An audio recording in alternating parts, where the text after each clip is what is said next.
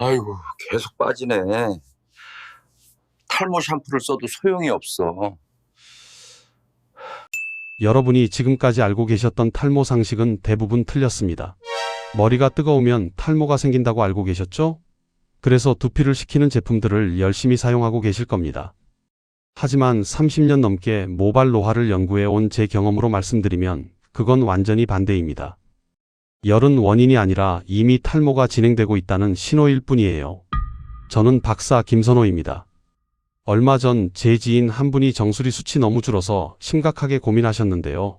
첫 사진을 보는 순간 저도 깜짝 놀랄 정도였습니다. 빛이 비치면 두피가 훤히 보일 만큼 비어있는 상태였고 본인도 거울 볼 때마다 자신감이 완전히 떨어진다고 하셨어요. 그런데 놀라운 일이 일어났습니다. 몇 달 뒤 다시 뵀을 때 머리카락 굵기와 밀도가 눈에 띄게 달라져 있었거든요. 주변 사람들이 다 믿기 어려워할 정도로 변했습니다. 어떻게 이런 일이 가능했을까요? 비싼 샴푸를 쓴 것도 아니고 고가의 영양제를 먹은 것도 아닙니다. 제가 수십 년간 데이터를 쌓아서 발견한 방법은 훨씬 더 근본적이었어요. 딱 두 가지만 제대로 잡으면 하루 3,000원으로 머리카락이 계속 가늘어지는 흐름을 확실히 멈출 수 있습니다. 많은 분들이 시원한 제품을 바르고 비싼 샴푸를 바꿔가며 쓰고 여러 가지 영양제를 드시는데 왜 효과가 없을까요? 처음엔 시원해서 좋은 것 같지만 며칠만 지나면 다시 가늘어지고 빠지는 건 전혀 멈추지 않습니다. 그 이유를 오늘 정확하게 알려드릴 겁니다. 그리고 제 지인분이 실제로 변화했던 방법, 그 원리까지 전부 공개하겠습니다. 이건 단순한 관리 팁이 아닙니다. 여러분의 탈모 진행 속도를 완전히 바꿀 수 있는 핵심 정보예요. 40대든 50대든 60대든 상관없이 적용할 수 있는 방법입니다. 오늘 이 영상 하나만 끝까지 보시면 지금까지 헷갈렸던 모든 것들이 명확하게 정리되실 겁니다. 여러분도 요즘 머리카락이 가늘어지는 느낌이 있으신가요? 아니면 정수리 부분이 예전보다 훤히 보이시나요? 그렇다면 지금 이 순간이 가장 중요합니다. 댓글로 여러분의 현재 상태를 편하게 남겨주세요. 얼마 전에 저를 찾아오신 66세 김정수님 이야기를 먼저 들려드릴게요. 김정수님은 머리를 감을 때마다 배수구에 쌓이는 머리카락 양이 점점 늘어나는 게 너무 스트레스였다고 하셨습니다. 특히 정수리 부분이 예전보다 훨씬 밝아 보여서 외출할 때마다 신경이 쓰이고 하루 종일 그 생각만 하게 되더라고요. 그래서 샴푸를 여러 가지로 바꿔보기도 하고 두피를 식힌다는 쿨링 제품도 사서 열심히 써보셨대요. 처음에는 시원한 느낌이 들어서 좋았다고 하세요. 두피가 뜨겁게 느껴지던 게 좀 가라앉는 것 같았고 관리를 제대로 하고 있다는 생각에 마음도 한결 편해졌다고요. 그런데 문제는 그 효과가 오래가지 않았다는 겁니다. 며칠 지나지 않아서 다시 머리카락이 가늘어지는 느낌이 들었고 빠지는 양도 전혀 줄어들지 않았어요. 김정수님은 그때 정말 막막했다고 하시더군요. 제가 김정수님의 두피 상태와 평소 생활 습관을 하나하나 차근차근 살펴봤습니다. 그랬더니 김정수님이 걱정하셨던 열 문제보다 훨씬 더 중요한 부분이 있었어요. 두피가 많이 굳어 있었고 모근 자체가 상당히 약해져 있는 상태였던 겁니다. 그래서 아무리 표면을 시원하게 해줘도 근본적인 변화가 생기지 않았던 거죠. 저는 그때부터 김정수님께 필요한 관리 방향을 정확하게 알려드렸습니다. 복잡한 방법이 아니라 딱 두 가지 핵심 축만 제대로 정리해서 말씀드렸어요. 몇 달 뒤에 다시 뵀을 때 김정수님의 표정이 완전히 달라져 계셨습니다. 머리를 감을 때 빠지는 양이 확실히 줄어들었고 잔머리가 쉽게 끊어지지 않는다고 하시더라고요. 무엇보다 두피가 예전처럼 뜨겁게 느껴지지 않고 정수리를 볼 때마다 스트레스 받던 일상이 많이 편해졌다고 말씀하셨습니다. 이게 바로 제가 오늘 여러분께 전해드리고 싶은 내용입니다. 오늘 이 영상에서 말씀드릴 내용은 여러분의 모발 관리 방식을 완전히 바꿀 수 있는 정말 중요한 지혜입니다. 그리고 이 이야기를 끝까지 듣고 실천하셔야만 진정한 변화를 경험하실 수 있어요. 이 채널은 여러분의 건강한 노년을 진심으로 응원합니다. 이런 중요한 정보를 더 많은 분들이 알 수 있도록 구독과 좋아요로 함께 해주시면 정말 감사하겠습니다. 그럼 이제 본론으로 넘어가서 머리카락이 왜 가늘어지는지 그 진짜 원인부터 하나씩 차근차근 짚어보도록 하겠습니다. 가장 먼저 알아야 할 게 두피가 굳어지는 문제입니다. 나이가 들수록 두피는 자연스럽게 탄력을 잃고 점점 딱딱해지거든요. 그러면 모근이 제대로 자리 잡을 공간 자체가 줄어들면서 머리카락이 쉽게 약해지는 겁니다. 국내에서 진행된 두피 연구를 보면 두피 탄력이 저하될수록 모발 굵기 감소가 훨씬 크게 높아진다는 결과가 나왔어요. 제가 만났던 72세 박영수 님도 두피가 너무 단단하게 굳어 있어서 모근이 흔들리는 상태였습니다. 그래서 두피를 손가락 지문으로 천천히 돌리듯 풀어주는 습관을 알려드렸죠. 이때 손톱을 사용하시면 안 돼요. 자극이 생길 수 있거든요. 여러분도 지금 두피를 눌러보세요. 당기거나 딱딱한 느낌이 있으신가요? 두 번째는 모공이 막히는 문제입니다. 모공에 각질과 노폐물이 계속 쌓이면 영양이 모근까지 제대로 전달되지 않아요. 그러면 모근이 점점 약해지면서 머리카락도 가늘어지는 거죠. 모공 막힘이 있는 그룹을 조사해 보니까 굵기 감소 비율이 훨씬 높게 나타났습니다.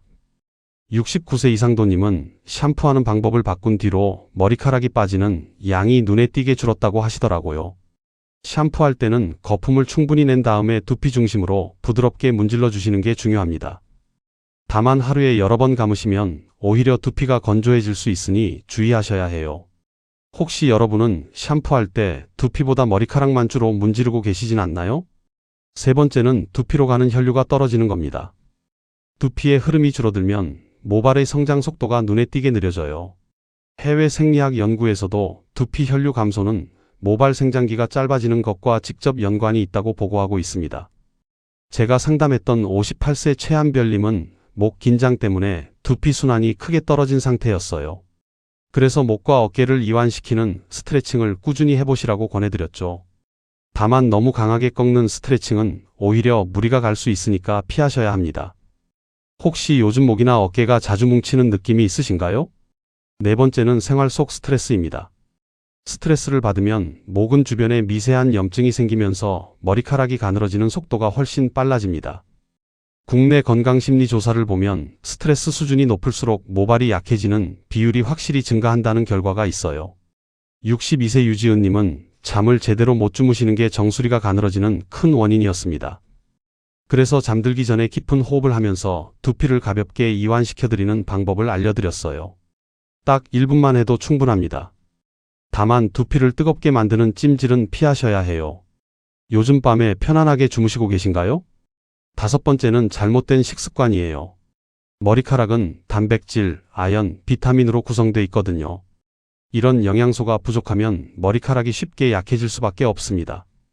시니어 영양 연구를 보면 단백질 섭취가 부족한 경우 모발 굵기 감소와 직접적인 연관이 있다는 보고가 있어요. 70세 김인섭님은 식단을 개선한 뒤로 머리카락이 끊어지는 현상이 크게 줄었다고 하셨습니다.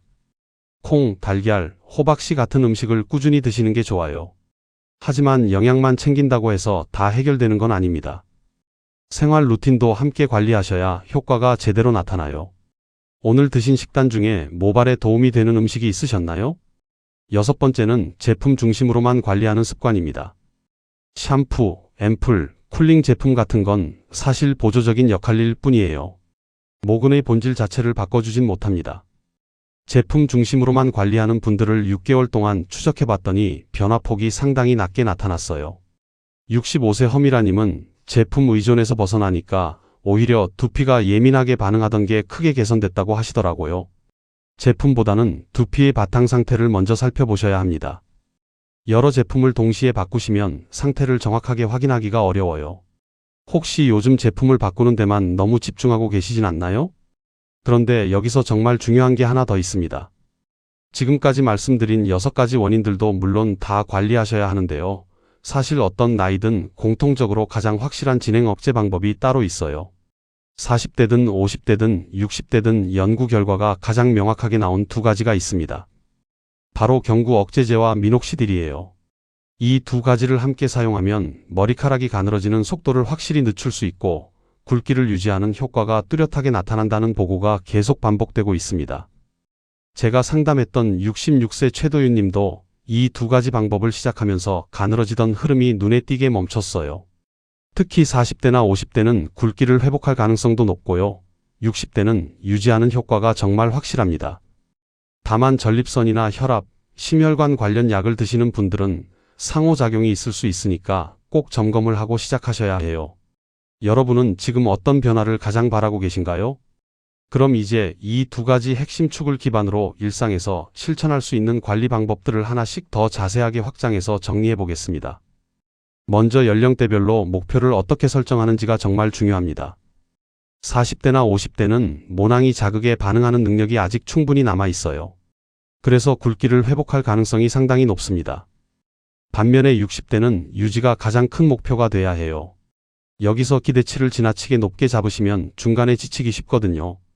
머리카락이 빠지는 양이 줄어들고 굵기가 유지되는 것, 이 두 가지만 기준으로 삼아 보세요. 그럼 훨씬 꾸준하게 관리하실 수 있습니다. 여러분은 어떤 목표를 가장 우선하고 계신가요?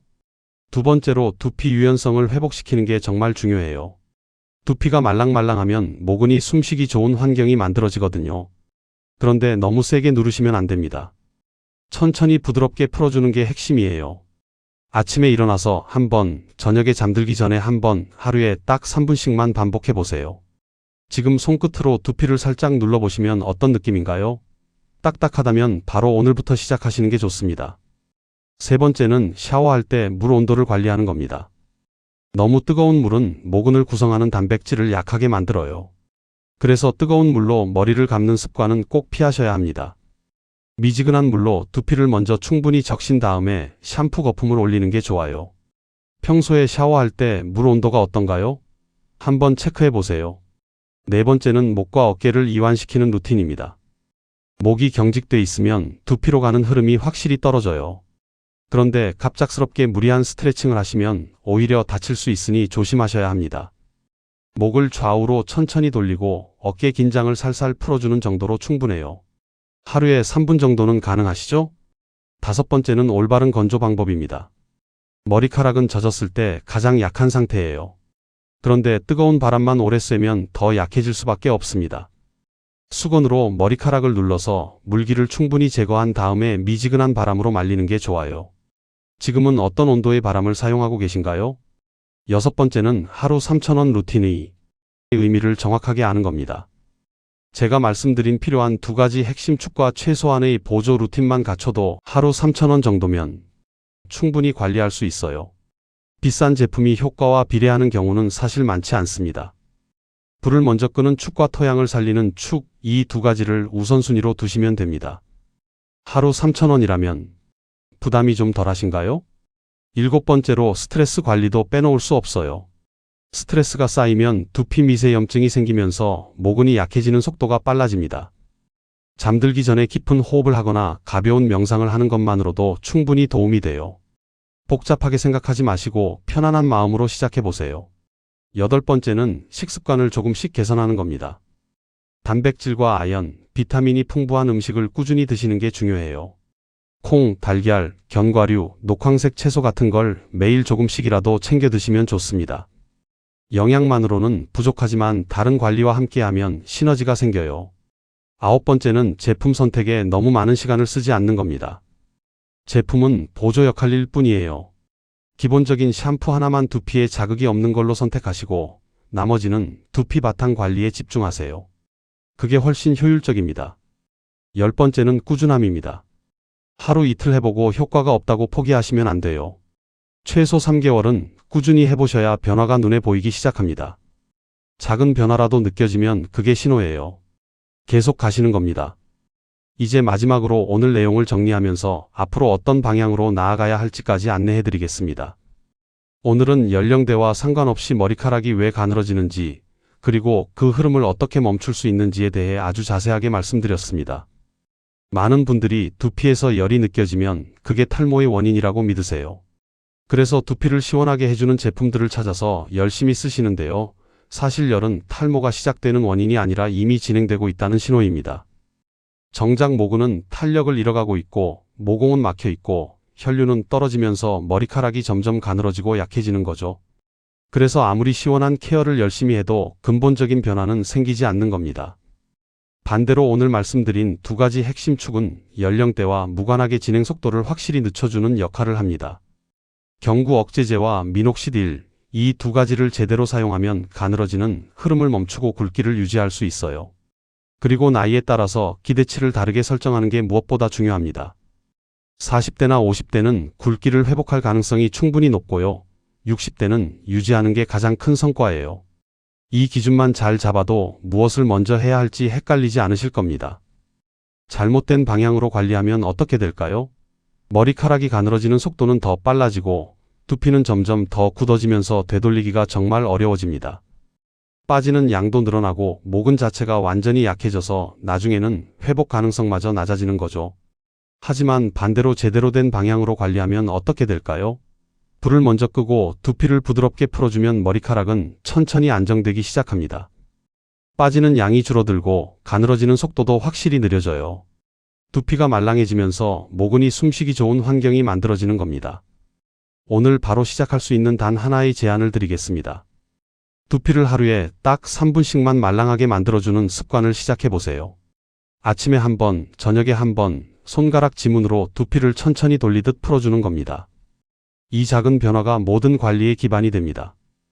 두피가 유연해지면 모근이 제대로 자리 잡을 수 있고 영양도 잘 전달되고 혈류도 개선돼요. 이게 바로 모든 변화의 시작점입니다. 다음 영상에서는 두피 유연성을 회복시키는 완성 루틴을 더 구체적으로 알려드리겠습니다. 어떤 순서로 해야 하는지, 어떤 강도로 해야 하는지, 어떤 시간대가 가장 좋은지까지 전부 다 보여드릴게요. 그리고 두피가 유연해진 상태에서 추가로 할 수 있는 효과적인 방법들도 함께 소개해드릴 겁니다. 여러분은 요즘 어떤 변화가 가장 걱정되시나요? 머리카락이 가늘어지는 게 제일 걱정이신가요? 아니면 빠지는 양이 늘어나는 게 더 걱정이신가요? 댓글로 편하게 남겨주세요. 여러분의 이야기를 듣고 다음 영상 주제도 함께 준비하겠습니다.